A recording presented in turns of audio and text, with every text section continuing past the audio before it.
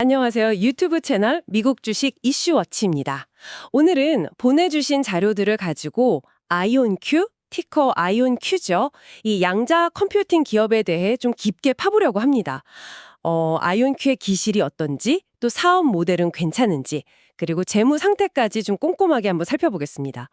아이온큐 하면 역시 그 이온 트랩 기술이 핵심이잖아요. 이게 원자에서 전자를 떼어낸 이온을 그걸 전자기장으로 딱 가둬두고 레이저로 제어하는 뭐 그런 방식이죠. 자료를 보니까 이 기술의 최대 강점이 그 큐비트, 그러니까 양자 정보 단위가 되게 안정적으로 오랫동안 유지된다는 거. 결맞음 시간이 길다고 하죠. 그리고 오류율도 낮다고 하고요. 또 하나 중요한 게 모든 큐비트가 서로 직접 연결돼서 소통할 수 있다는 점. 연결성이 높다고 표현하더라고요. 그래서 복잡한 계산에 좀 유리할 수 있다. 이런 분석이 있네요. 뭐랄까, 팀원 전체가 서로 직접 소통하면서 어려운 문제 푸는 거랑 비슷하다고 봐야 할까요? 그리고 초기 운영 비용 면에서도 초전도 방식보다는 좀 나을 수 있다는 얘기도 있고요. 네, 그런 이론적인 장점들은 분명히 매력적으로 들립니다. 하지만 이용 트랩 방식이 현실적으로 부딪히는 어려움들도 자료에 분명히 나와 있어요.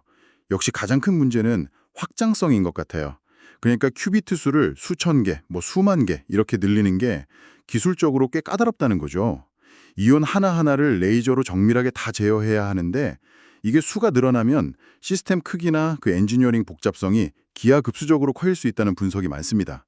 그리고 또 IBM이나 구글 같은 데서 주로 미는 초전도 큐비트 방식보다는 연상 처리 속도, 그러니까 게이트 속도라고 하죠.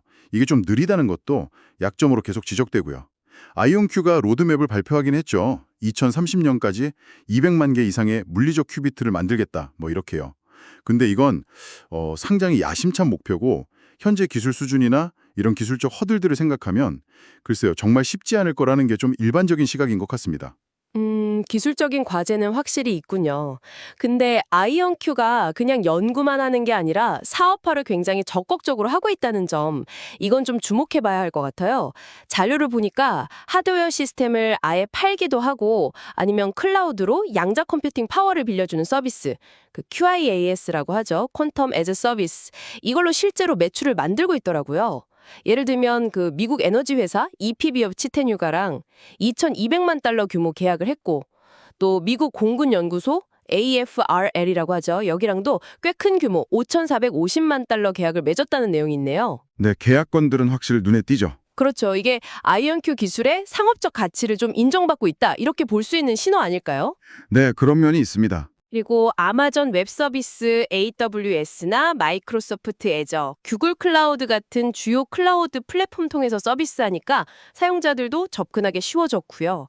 이것도 긍정적인 부분 같아요. 최근 실적 발표 보니까 2025년 1분기 매출이 757만 달러로 예상치보다 잘 나왔고 2분기에는 1,600만 달러에서 1,800만 달러 사이, 그러니까 1분기보다 거의 2배 이상 늘어날 거라고 전망하더라고요. 그리고 옥스포드 아이오닉스나 ID 퀀틱 같은 기술 기업들 인수하면서 기술 리더십이나 네트워킹 역량 강화하는 모습도 보이고요. 네, 그 매출 성장세 자체만 보면 정말 대단하긴 합니다. 인상적이에요. 근데 그 이면을 좀 봐야 하는데 역시 비용 문제가 심상치 않아요. 자료에 따르면 연구개발비, R&D 비용이죠. 그리고 M&A 때문에 운영 비용이 정말 눈덩이처럼 불어나고 있습니다. 2025년 1분기만 봐도 총 운영 비용이 작년 같은 기간보다 38%나 늘었고 특히 R&D 비용은 23%, 그리고 일반 및 관리 비용은 무려 70%나 급증했어요. 그 결과로 2024년 한 해에만 순손실이 3억 3,160만 달러. 엄청난 금액이죠. 그리고 2025년 조정 이비다 손실 예상치도 기존보다 35%나 더 커질 거라고 하니까 이건 수익성 얘기는 아직 한창 멀었다는 뜻이죠. 재무적으로 보면 상당히 좀 불안정한 상태라고 할 수밖에 없습니다. 그리고 또 생각해야 할 게 이 양자 컴퓨팅 시장 자체가 아직은 정말 초기 단계라는 거예요. 경쟁사들 아까 잠깐 언급했지만 IBM, 구글, 리게티 같은 회사들이 정말 막대한 자본하고 연구 인력을 쏟아붓고 있거든요. 아이온큐가 지금 가진 기술적 우위를 계속 유지하면서 시장을 확실히 잡을 수 있을지는 좀 더 지켜봐야 할 문제라고 생각합니다. 주가 변동성도 빼놓을 수 없고요. 실적 발표 때마다 정말 롤러코스터를 타는 모습을 보여줬죠. 현재 주가 매출 비율 PS 비율이라고 하죠. 회사 가치를 연매출로 나눈 거. 이게 190대가 넘어요. 이런 일반적인 기술주랑 비교해도 정말 높은 수준이거든요. 그러니까 미래 성장에 대한 기대감이 이미 주가에 너무 많이, 어쩌면 과도하게 반영된 거 아니냐, 이런 우려가 있는 거죠. 투자자 입장에서는 분명히 좀 부담스러운 위험 요인일 수 있습니다. 네, 오늘 저희 다 청취자님이 주신 자료들 보면서 아이온큐에 대해서 정말 여러 각도에서 살펴봤는데요. 정리를 좀 해보자면 아이온큐는 그 혁신적인 이온 트랩 기술, 이게 가진 잠재력은 분명히 있고요. 또 EPB나 AFRL 같은 실제 계약들, 그리고 주요 클라우드 파트너십을 통해서 사업화 가능성도 보여주고 있는 것 같습니다. 그리고 전략적으로 기업들을 인수하면서 기술 리더십을 강화하고 성장하려는 모습? 이것도 분명 긍정적인 신호로 볼 수 있겠고요. 그렇죠. 하지만 동시에 그 막대한 R&D 비용하고 운용 비용 때문에 계속 손실이 나고 있다는 점, 그리고 IBM, 구글 같은 정말 강한 경쟁자들이 버티고 있다는 거, 또 이온 트랩 기술 자체의 확장성 문제, 이건 아직 해결해야 할 과제고요. 마지막으로 높은 밸류에이션하고 주가 변동성, 이런 부분들은 정말 신중하게 봐야 할 위험 요인들입니다.